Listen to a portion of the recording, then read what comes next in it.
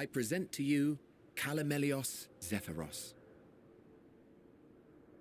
Here you will find a number of testing facilities, as well as the observation hub of Poiton Oikos.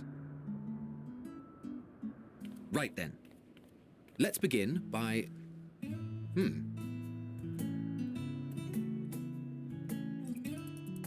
Well, well, an Arrhaeus. How delightful.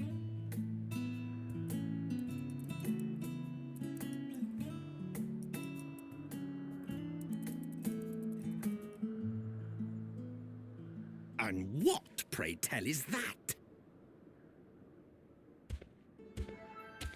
Ah, that's a new species of shark. We approved the concept but a few days ago. Sharks are among the most popular sea creatures. Rare is the day when someone does not submit a new concept. At first, they were largely orthodox, consideration given to such things as size and environmental impact, and then a whimsical someone thought to bestow it with flight, another superior intelligence. And then the floodgates burst, concepts with multiple heads, or arms and legs, and so on and so forth. It was getting absurd. A part of me wanted to tell them to go away and find something else to create, but in the end, I couldn't deny their passion. And here we are.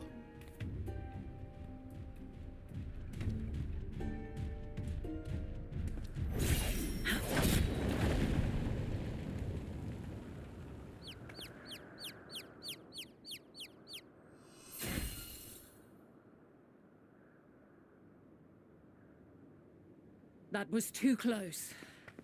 Are you unharmed? Well now, if it isn't a pair of familiar faces. Banar, that we should meet you here.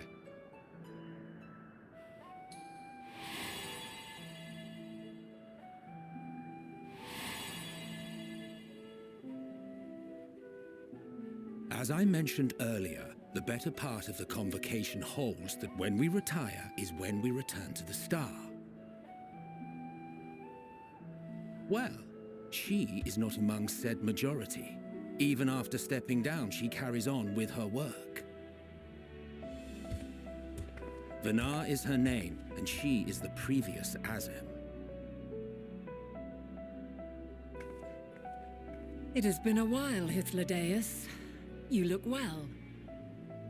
Less so, Emmet Selk. I dare say the lines upon your brow have both deepened and doubled in number. A shame for one so young. You must make an effort to frown less often.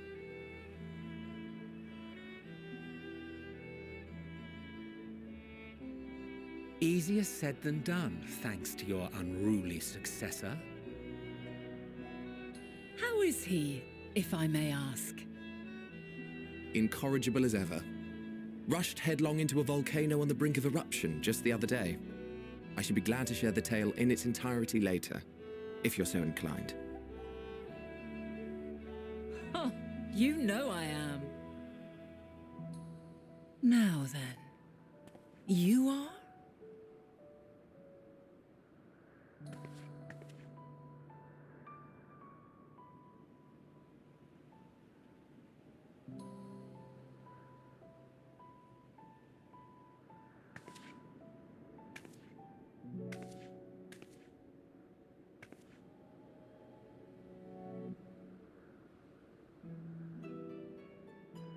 I say, have you perchance come from the future?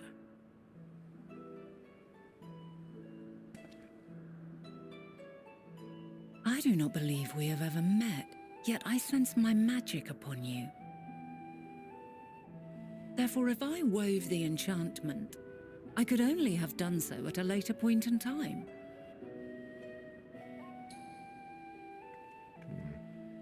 What manner of magic is this, if I may ask? A traveler's ward, of course. It prevents the corruption of one's ether.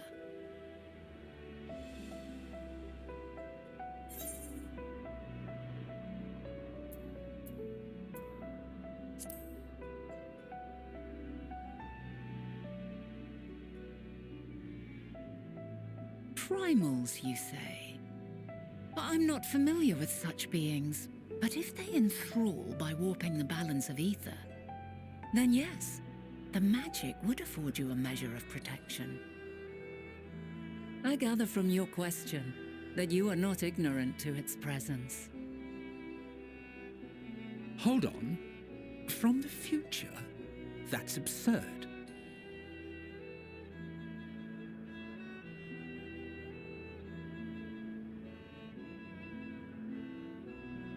What is it? Are you unable to speak of the matter?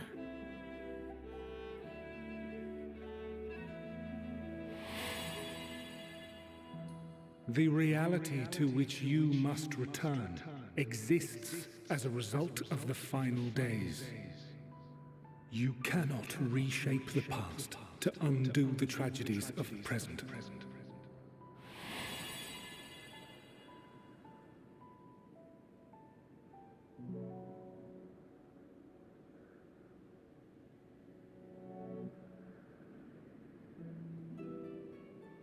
So, your actions here will not change your history, but they may yet affect the course of ours. How very exciting.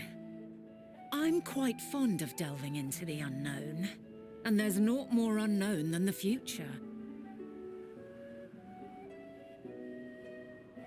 Until a moment finally arrives, we cannot know for certain what will come to pass, regardless of our supposed foreknowledge, so you needn't worry for us. More importantly, that you should go to such great lengths as to travel unto the past bespeaks the gravity of your quest. Will you not reveal it to us? Mayhap we can be of aid to your cause.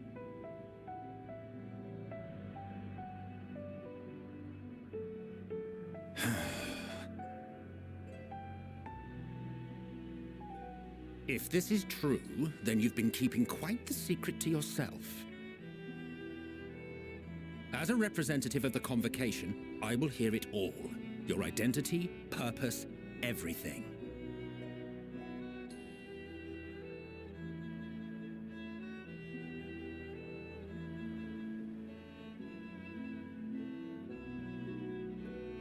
Why don't we move to a place more conducive to calm conversation? I've been working here for some days now at an old friend's behest. If it is agreeable, we may make use of my accommodation at Poiton Oikos.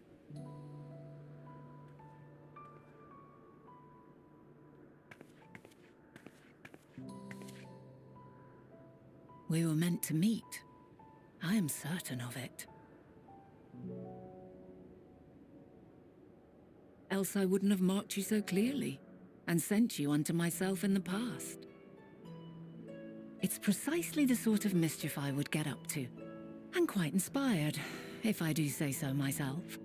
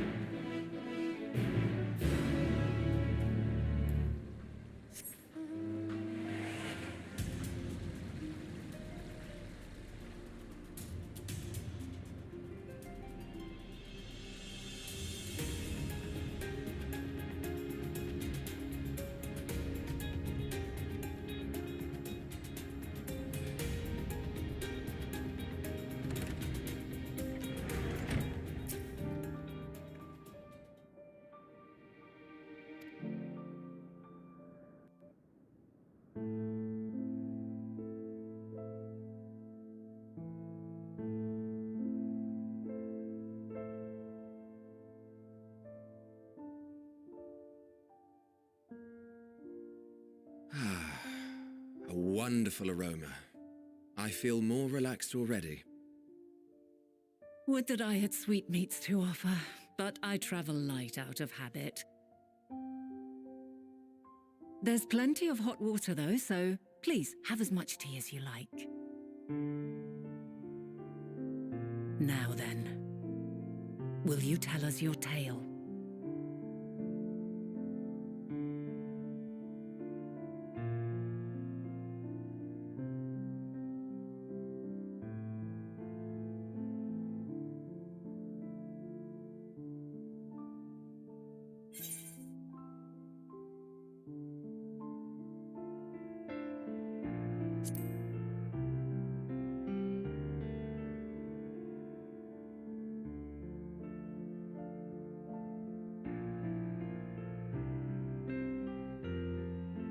Why don't you start from the beginning?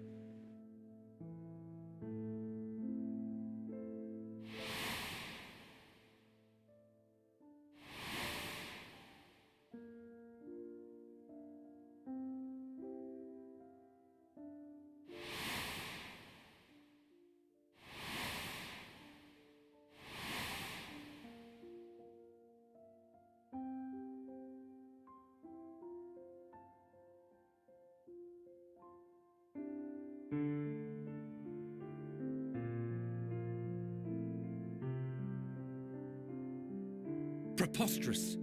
Utterly preposterous. While not the words I would have chosen, I too have my doubts. Much of it borders on the incredulous. What of you, Vanar?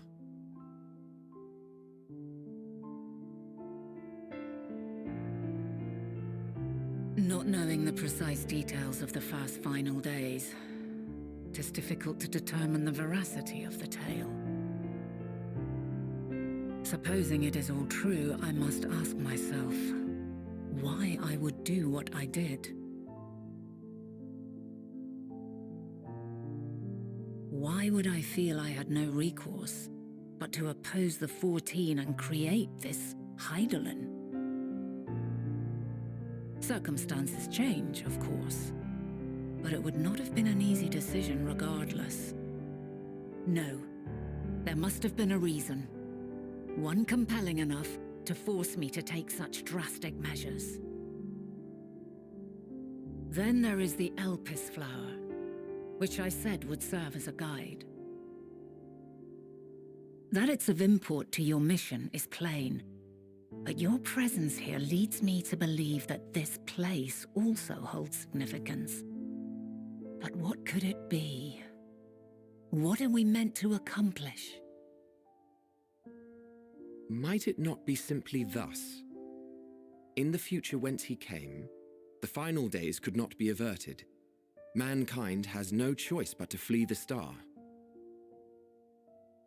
By alerting us to that eventuality, perhaps you wish to pave the way for other futures. Theoretically speaking, it is a possibility. Yet if that were my primary objective, I see no reason to guide our friend to Elpis specifically. The capital and Amarot, or even my own home would be more logical destinations.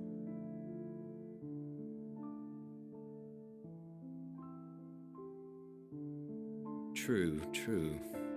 I note also that Hydaelyn did not specify a point in time to which he must return. By this, it may be inferred that it was not critical that we should meet. Alternately, She had reason to believe that our paths would converge, coincidental though it may seem. This is quite a puzzle, and we do not have all the pieces. Hardly any, but we do have one immutable fact. If the final days are indeed as described, they will bring death to all that I hold dear. Yet despite being afforded long years of preparation, the only provisions I could make were for flight. Nay, my first and foremost endeavor would be to find a way to forestall the coming doom. Given that even the 14 failed, mayhap you deemed it impossible. Nothing is impossible. This I have always believed. And if Hydaelyn is indeed me, she would believe the same. Listen to yourself. Are you seriously entertaining the notion that you are a messianic figure in some far-fetched tale?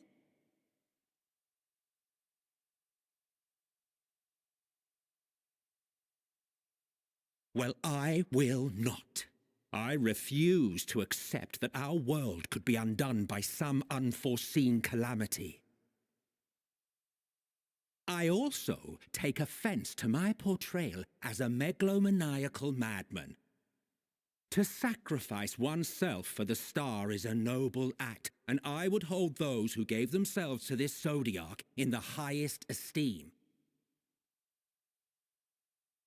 Yet, you claim I recreated Amarot and populated it with phantoms of our people? A bizarre indulgence that would be insulting to their memory. Worse still, I even invited you there. Literally invited my own downfall. Why would I do something so idiotic and inexplicable?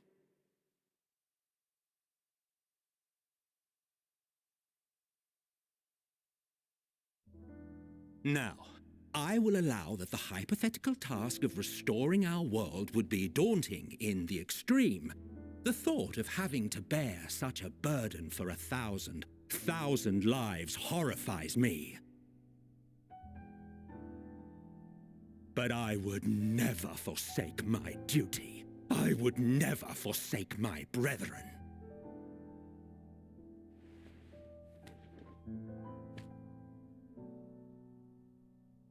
You do not know me. I've had my fill of your fiction. I will return to my duty, and you will not bother me again.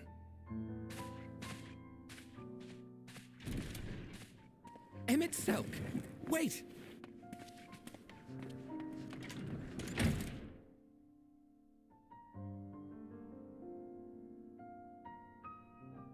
You've seen much of Elpis already. If you have any observations to share, I should like to hear them.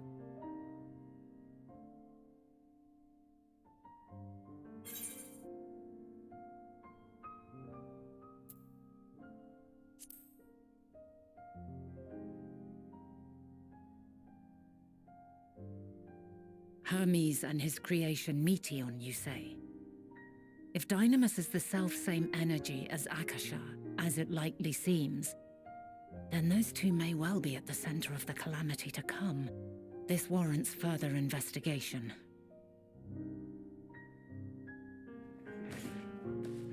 With that settled, it is time for action. The missing pieces of the puzzle are here, I'm certain of it. And when you find them, the picture my future self has painted will be complete, and you will have your answer. Now, suffice it to say, I will aid you in your quest.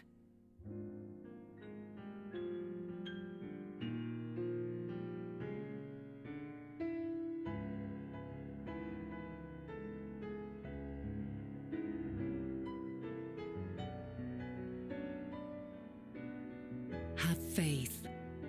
If Emmett Selk is the man Azam described to me, we've not seen the last of him.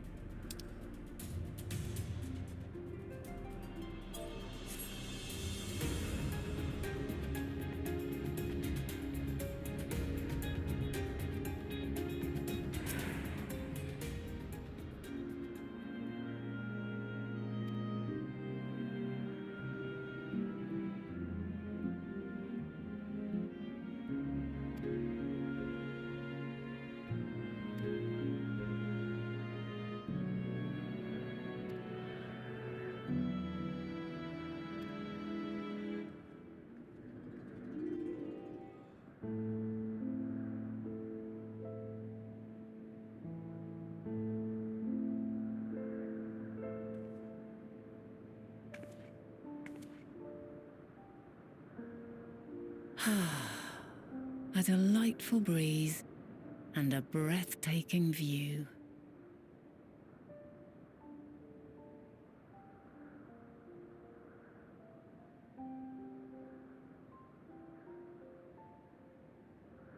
What is it like in the future?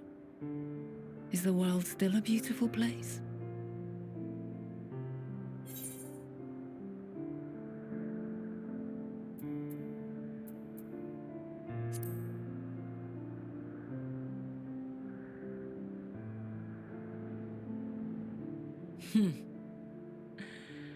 I swear I could hear the glimmer in your eyes and the adoration in your voice. While we wait, will you not tell me about your adventures? Well, not the portentous events which led you here, but the simple delights all your own. By learning about the future world, I may gain insight into future me's plans. But more than that, I have an interest simply as a fellow traveller. Short of going somewhere oneself, there's naught more stirring than hearing another's account.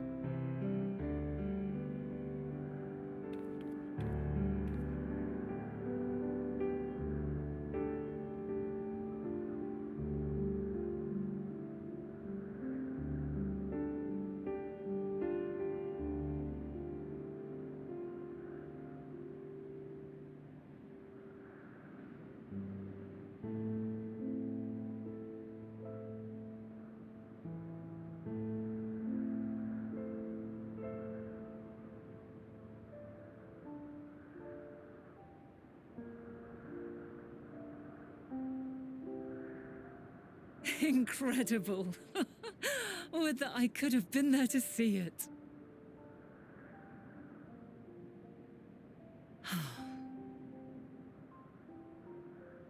Yours is a harsh and unforgiving world. Yet in spite of this, your brethren hold fast to their virtue. To know that the light of mankind's potential still shines, even in that faraway place, it gives me heart.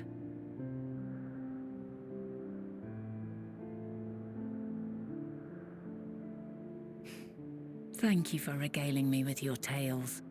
I will treasure every word.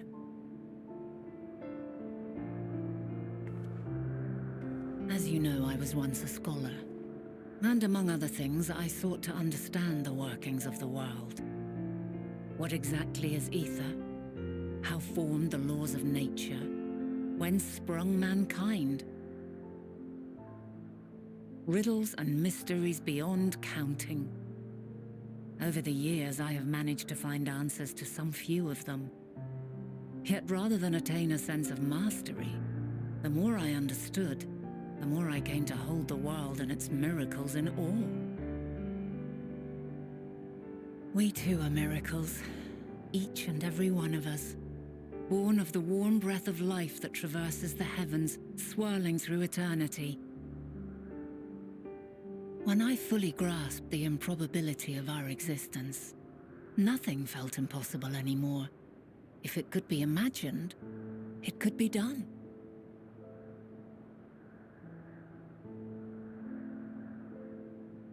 A passion swelled within me, an epiphany dispelling all preconceptions of what was natural and true, and a presence without, immense yet intimate.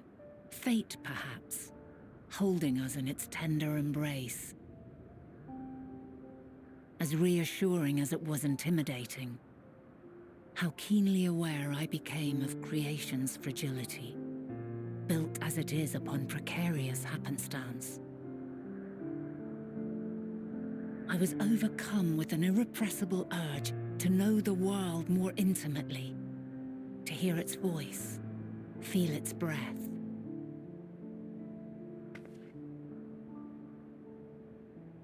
I ventured forth on a journey that very day, so very long ago now.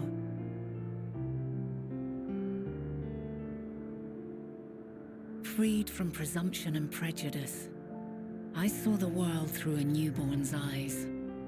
Everything fresh and new, and so beautiful. Lands that stretched on forever. Skies one could drown in. The heartbeat of nature, silent yet strong. And amidst it all a people, beacons of light and life. Laughter that warmed my heart like naught else before. They are my meaning, and my purpose, my love. And so long as they need help, I cannot return to the star. Perhaps my future self is still waiting for it.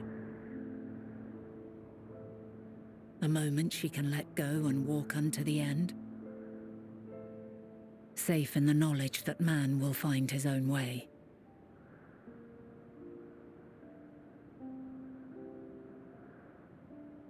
You, who are our future, tell me this, and tell me true. Has your journey been good? Has it been worthwhile?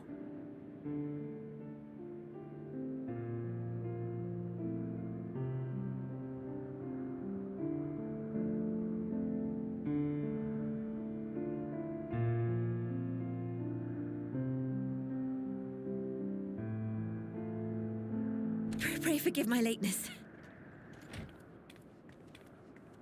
My observation subject was rather irritable, and it took a while to settle it down. No need to apologize. Your work takes precedence. Besides, we had a pleasant conversation in the meantime.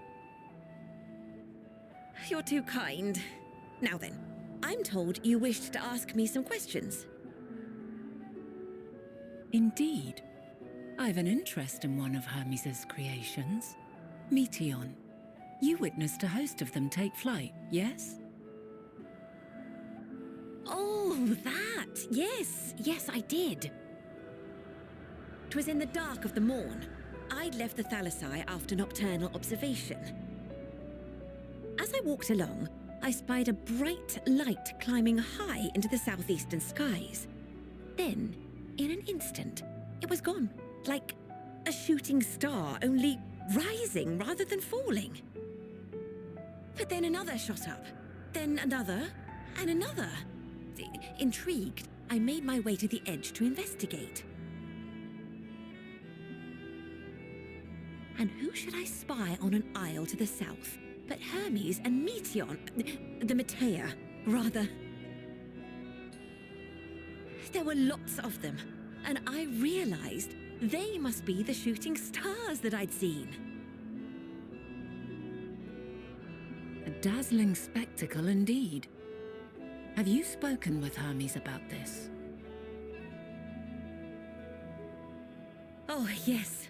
The sight left such an impression on me that I approached him about his mystery project the very next day. Alas, he said that he couldn't reveal anything just yet, that he needed to conduct further tests. It shouldn't be long now, though. He often returns to that isle, and I have a feeling he's nearing a breakthrough.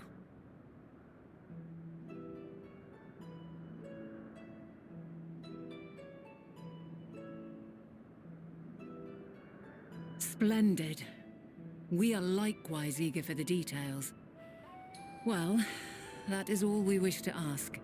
Thank you for taking the time to indulge our curiosity. You're very welcome. It's always a pleasure to speak with other inquisitive souls. Oh, and will you be descending now? If so, I shall link the doors for you. Please.